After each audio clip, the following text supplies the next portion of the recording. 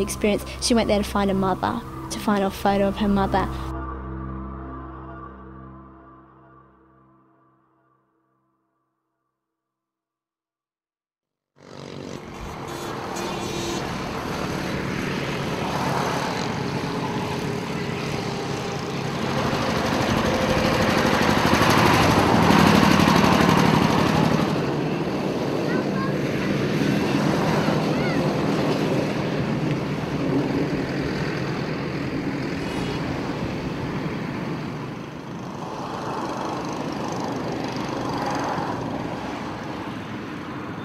The first year I turned up, I basically had my last year of university, I had developed this one-year theatre and education social action program, specifically working with Vietnamese slum dwellers in Cambodia.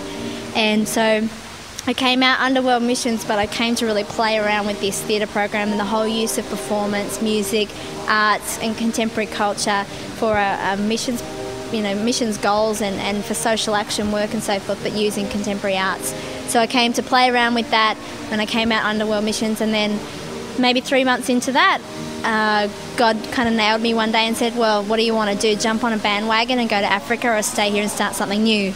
And innovation gets my attention, so I was like, all right, God, you got me.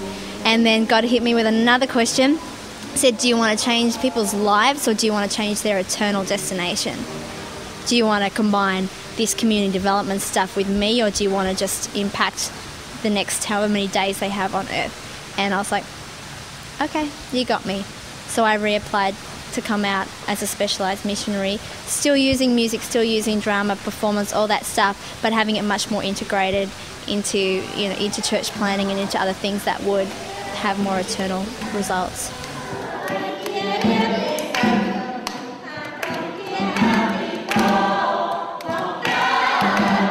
There was a while that we saw a lot of each other, like when Rebecca first came back, and I was doing some more language and stuff, and then we were doing some research together.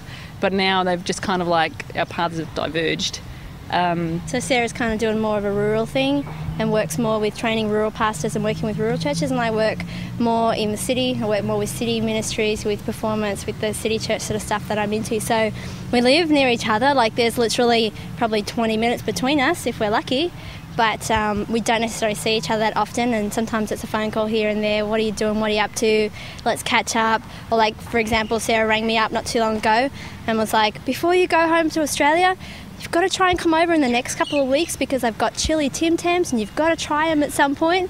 So sometimes because our paths don't cross for work, yeah.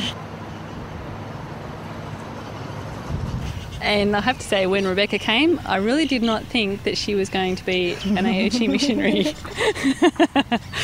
She came to visit, what was it like? In 99. 99, came to visit for a week.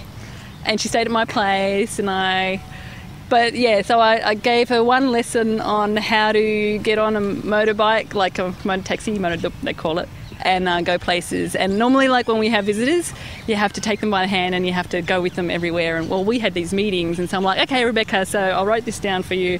There you go, take this and go. And so she just went. And then it was like, okay, well, she can do this. So I spent the week when I went and visited different places and NGOs and found out what everyone was doing and what I wanted to do, and would come home at night and go off in the morning, and yeah.